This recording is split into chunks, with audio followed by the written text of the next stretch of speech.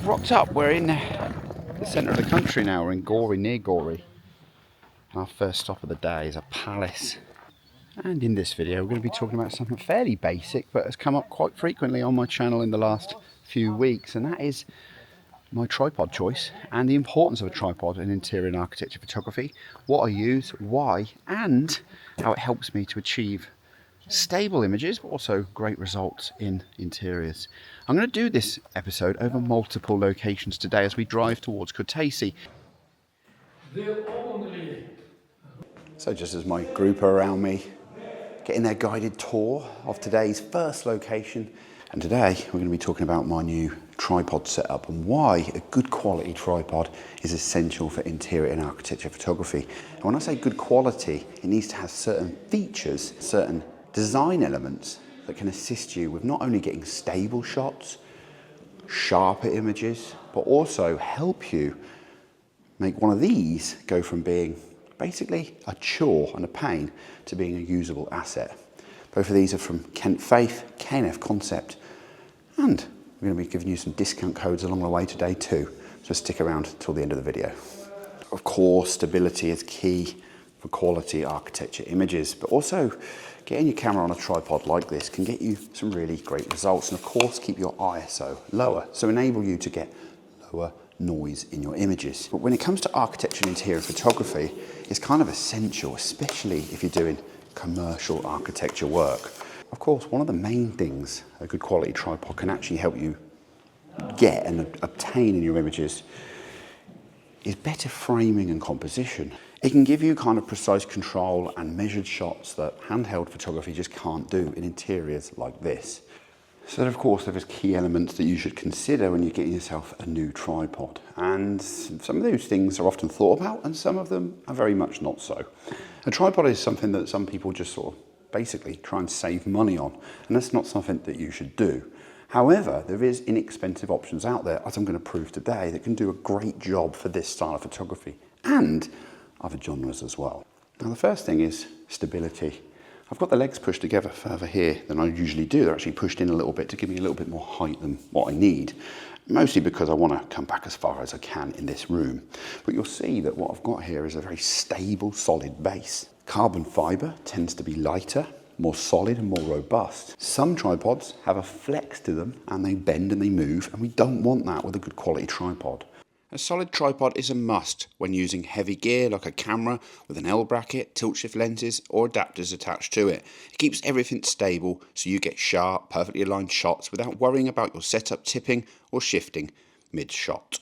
Because we want portability, I'm going to locations, I'm kind of a travel photographer really. Even though I'm shooting architecture, it's around the world. And for me, I want my tripod to be in my check bag.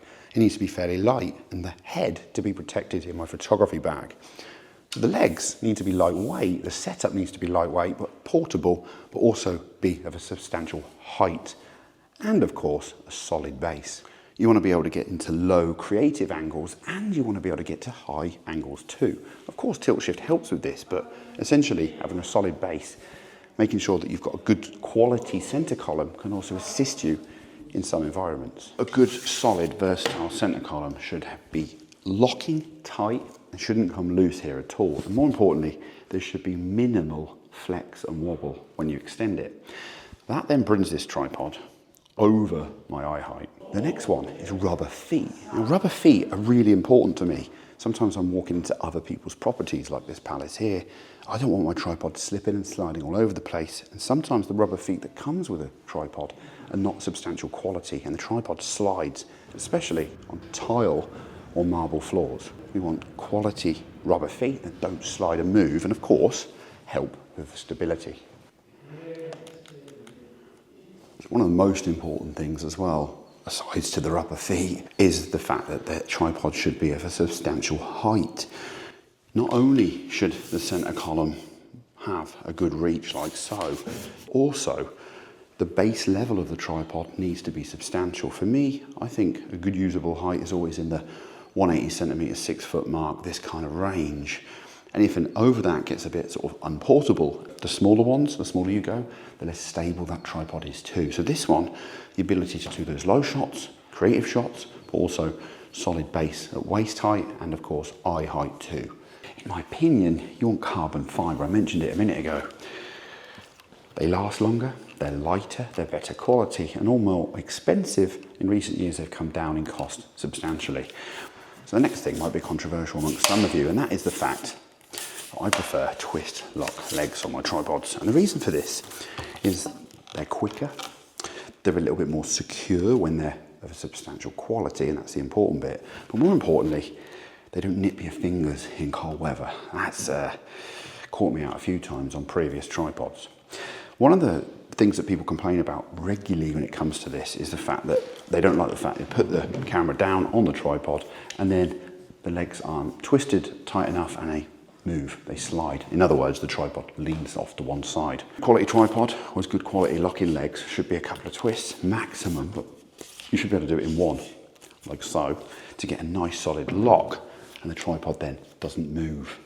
In my opinion, they have many advantages, and one of those, of course, is then less weight. And even though the clip lock legs might feel more secure, over time they become a little bit rusty and they can be really difficult to keep tightening over the many years. And actually, that's why your fingers get trapped, caught and nipped in colder weather, because it's very difficult to then lock them, especially as that tripod rusts or get older over time. Of course, this is all really, really important, but actually only really works if you're taking care of your tripod, cleaning it regularly if you're using it in salt water, replacing parts that break, and so on, like maintaining the gear.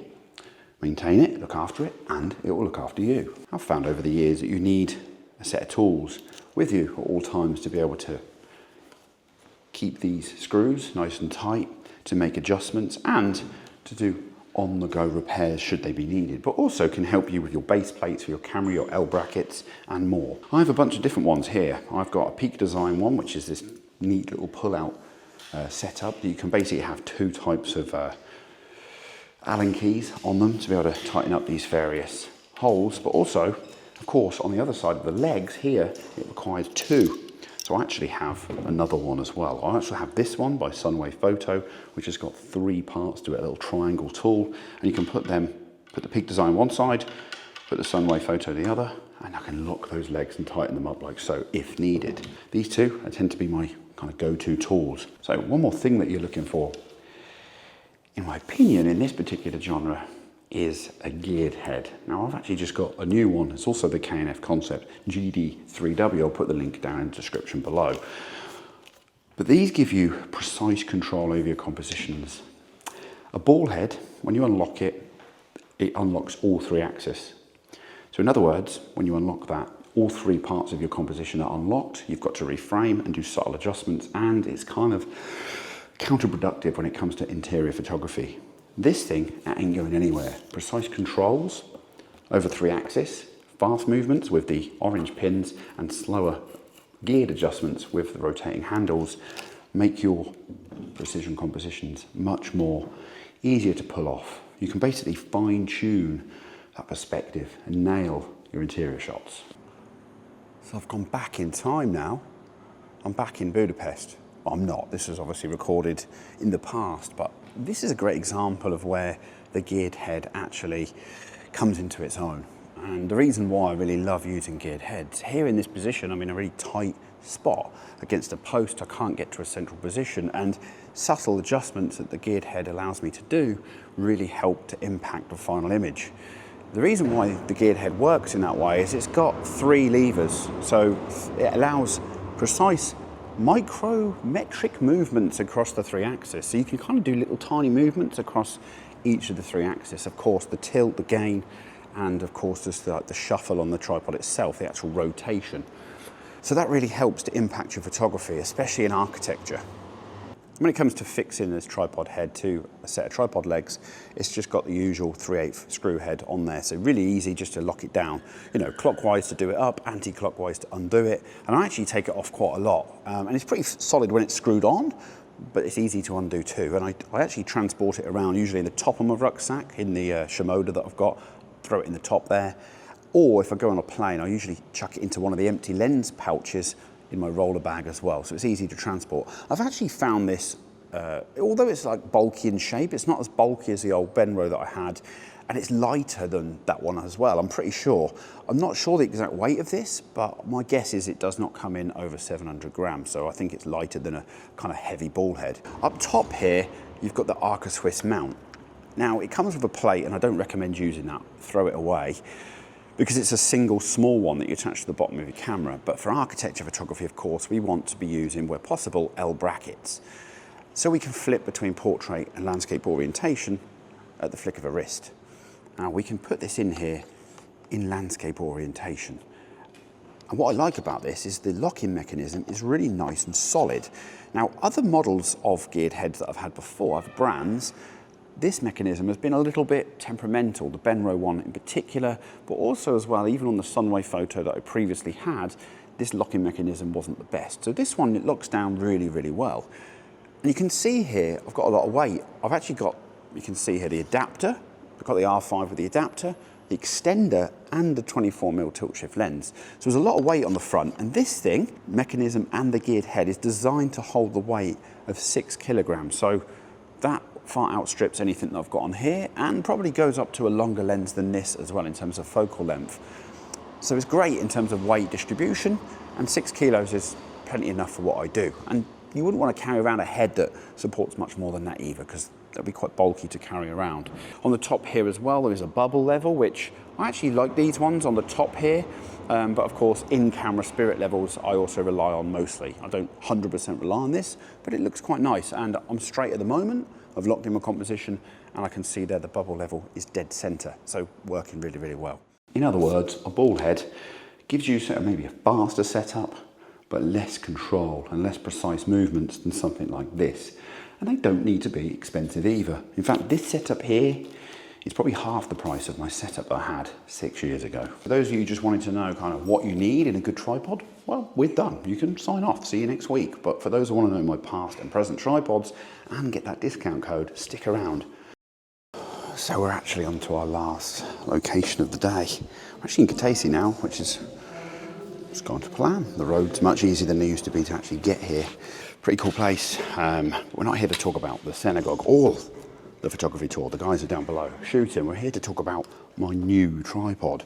Now, essentially, this is the Kentfaith concept, Kentfaith X284 C4, bit of a mouthful. Carbon fibre tripod, black, sleek design with these beautifully soft lock legs. Now, the 36mm ball head that it comes with is actually a perfect ball head. It's got really nice motion, it's got nice friction to it, and of course it's a very solid looking piece of equipment. It locks down on here really nicely, but it's not something that I use for interior photography.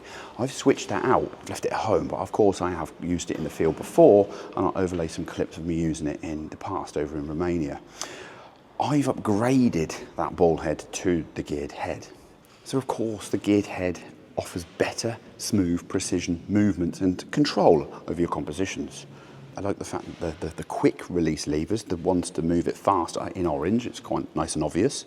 And then the 3 handles either way move really nice and smoothly. When I first picked it up, it was a little bit stiff, but because it's brand new, now I've been using it for a couple of weeks, it's actually rotating and moving really, really well. Now, of course, because this is carbon fibre, it is very good with dealing with shocks, vibrations. In particular places I go to, that's really important. Vibrations on the floor, floorboards. We had a place earlier, the palace, earlier in the video, where when people move through it, there's vibrations in the floor, in the wood. This has increased dampening because it's carbon fibre. It takes vibrations very well, and it has very nice soft rubber legs that stop it slipping, as I mentioned previously. It's a kind of important feature. Now, the only thing I'd say to watch out for here is, in a long term, I may need to put this in some sort of bag. I'd say that the construction is so beautifully designed, the lovely black finish on here, that it's going to get easy to scratch if you're putting it in the wrong places. So I'm probably going to get a little bag for it to pop it into at some point. And the legs themselves actually come with a bag, and I'll actually show you a little clip of that. And there's 2 ways you can kind of basically fold this tripod up for travel. You could just do it the traditional way, where you just close it down, pop the legs up, or you can do the fold back method, where you basically unhinge it, you pull the center column up, and you actually fold it completely upwards. It depends whether you're going to be using the ball head or the geared head. For me, the fact that I'm using the geared head means I use this tripod and just pack it away in the normal way. This, in my opinion, is a perfect setup. Whether it's this brand you choose or another one, I'd particularly say that this is the way to go, the setup of choice. Very similar to what I had with Benro in the past, but I'd say it's a little bit lighter overall. Of course, comes with that lovely bag, which is a little bit slimmer than the previous Benro, and of course, is a lower price point. Now, that price point is about to get better for you. I now have a 17% off code for the entire Kentfaith website. The code JAMES is store-wide and valid for all products, including bags, filters, accessories and tripods. And not only that, the 17% code also works in conjunction with other offers. A few workshop participants in Romania and Georgia have already ordered from the Kentfaith websites, and now you can too, as the deal opens up to my wider audience. There are 2 affiliate links, one for the UK site and another for the rest of the world. Be sure to use the correct one. The 17% code also works in conjunction, as I said, with other offers. Not only does the 17% code work across the entire KNF Kentfaith website, it also gives you 17% off the price of this tripod and the geared head. Linked in the description below, you will see both those affiliate links to go and check these products out.